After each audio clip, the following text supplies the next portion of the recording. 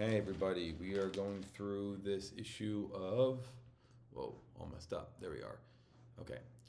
We're going through this issue of JAVMA, January 1st, 2016. We are going to be talking about a case report. This is the use of a split thickness soft palate hinge flap and bilateral buccal mucosal rotation flaps for a one-stage repair of bilateral hypoplastic soft palate in a dog. So this is the roof of the mouth. Some dogs are born with an abnormally formed soft palate, and that causes issues that we're going to go into here in a minute. The study comes out of the veterinary school in Ireland, veterinary school in Glasgow, Scotland, and veterinary school in Dublin, Ireland, and a hospital in England. All right. A 14-week-old female Springer Spaniel evaluated for chronic rhinitis, bilateral mucopurulent nasal discharge, sneezing, oronasal reflux of food and liquid, physical examination in completely formed soft palate with bilateral clefts. The dog underwent one-stage reconstruction of the soft palate by means of a split-thickness soft palate hinge flap and bilateral buccal mucosal rotation flaps. Long-term, 3 years, resolution of the oronasal reflux. However, occasional episodes of sneezing and nasal discharge. Oral examination showed attenuation of bilateral clefts. However, a normal soft palate length was not achieved. Weird, right? I mean, you have a case report, and then the surgery didn't really work 100%, although the pet got better. And yet they approved this for publication. I mean, I'm being harsh, but it's like, how many papers were declined, to make up for this? So it's just bizarre to me. Anyway, clinical relevance: the one-stage reconstruction rather than a two-stage procedure can be performed using robust tissue combinations that have less trauma to the patient. Okay, introduction. They used acepromazine, then morphine, alfaxalone, endotracheal intubation, 2% isoflurane, oxygen, prep the area with 1% povidone iodine solution, administered cefuroxime, which is antimicrobial. The patient was placed in dorsal recumbency, so keep that in mind when you're looking at these. This is dorsal, so this is the roof of the mouth here. This would be the bottom of the jaw somewhere up here. The dog's nose would be down here, and obviously its tail in this direction. So that's how you have to picture this. This is the dog laying on its back like this with the mouth open under anesthesia. They did a transoral approach. Split thickness flap was elevated from the oral surface of the rudimentary soft palate. And this picture here, this is figure 1 right here. This is preoperative, showing the bilateral soft palate hypoplasia or clefts and the absence of a prominent pseudovulva. So that's the abnormality here, with some arrows that we're drawing what the surgical plan is going to be. Figure 2 over here. This is intraoperatively. Note the creation and reflection, that's this here, of the split thickness soft palate hinge flap. The lateral margins will be sutured to the pharyngeal wall incisions.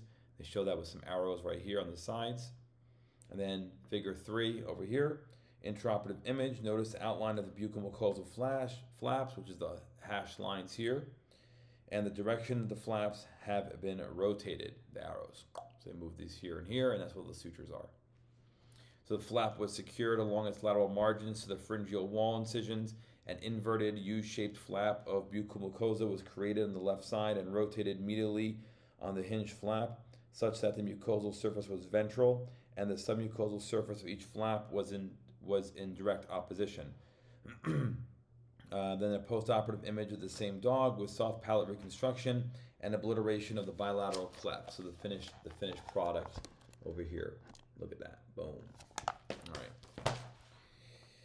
Evaluation of the palate under anesthesia 3 years later revealed attenuation of the clefts. However, a normal length had not been achieved on the basis of standard landmarks, meaning the caudal pole of the palatine tonsils. Discussion. Bilateral soft palate hypoplasia has been sporadically reported in the literature, with only 14 affected dogs described since 1972. And this is where papers like this do come into play, because at least they're like, examining the literature, but the actual study itself is, I don't put much weight into it. Affected animals are examined for various combinations of chronic rhinitis, nasal discharge of variable character, sneezing, poor growth, aspiration pneumonia, coughing due to oronasal reflux of food and liquid repeatedly. The condition involves a defect in the formation of the secondary palate, categorized by the presence of a shortened soft palate with a central uvula-like structure called a pseudo-uvula, which extends caudally from the hard palate. Failure of the fusion of the lateral palatine processes to the tissues that will form the tonsillar crypts, palatine tonsils, or cranial and caudal tonsillar pillars may be the cause of this. The use of 2 and 3 layer appositional techniques have been used, as well as a nasal pharyngeal flap technique, bilateral mucosal flap technique, and pharyngeal flaps from the tonsillar crypts. Repair has been documented in both staged and single procedure manners. Most surgical techniques described take advantage of the typical presence of a prominent pseudo-uvula. However, this may not be present in all dogs. The presence of a marked central pseudo-uvula was not prominent in this dog.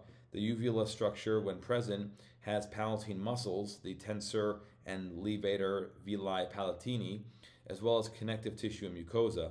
In the absence of this structure, the use of a 2 or 3 layer appositional repair or a nasal pharyngeal flap technique was not considered and deemed unlikely to offer any benefit to this palate in this dog. The potential disadvantage for the dog in the present report as not having a prominent central pseudo-uvula was that although an effective length of palate could be reconstructed, it did not contain any palatine muscle, and therefore postoperative function would be uncertain. A study described the successful repair of a bilateral hypoplastic soft palate in a cat using a hard palate muco-periosteal flap and bilateral pharyngeal wall flaps. Dehiscence is the most common reported postoperative complication with soft palate reconstruction. Tensile forces across sutural lines may be the result of not only surgical technique but also a rostromedial pulling effect of the palatine muscles. They're saying that the muscles will pull in this direction and then cause issues with your surgery. Concurrent tonsillectomy performed in an attempt to reduce lateral tension and reduce dehiscence has been described. A high incidence of middle ear effusions considered secondary to eustachian tube dysfunction or obstruction has been reported in children with congenital palatine defects. In humans, dilation of the eustachian tube, which occurs actively during episodes of swallowing, requires a normally functioning tensor villi palatini muscle. A similar relationship between congenital palatine defects and middle ear disease has been described in dogs and cats. Further investigation in the form of bulla radiography, bulla CT or computed tomography, tympanocentesis, or brain-evoked auditory response may be beneficial in looking at middle ear disease in this dog, but they weren't performed due to financial constraints. Again, if you're going to publish a study, maybe forego the financial constraints and do the testing to make this study better. This stuff really annoys me. Compared with the previously described techniques, it offers the possibility of one-stage reconstruction for the palate rather than 2-stage procedures and a robust tissue combination that is expected to be less prone to trauma. Really, the end result of this study, because the study sucks, or the case report sucks, is that palate issues in dogs when they're born with congenital defects are very difficult. I've never seen one heal in the first try, and I also haven't seen very many because they're not very common. So maybe there's somebody out there who's doing these at a massive positive success rate, but these dogs they either survive the condition by avoiding getting lethal bronchopneumonia, or they don't make it. But if you're willing to give it a shot and realize that nobody can do this surgery perfect, then it's worth a shot, especially if the pet doesn't have a quality of life. All right, we'll see you guys in the next video. We're almost done with this journal. Take care.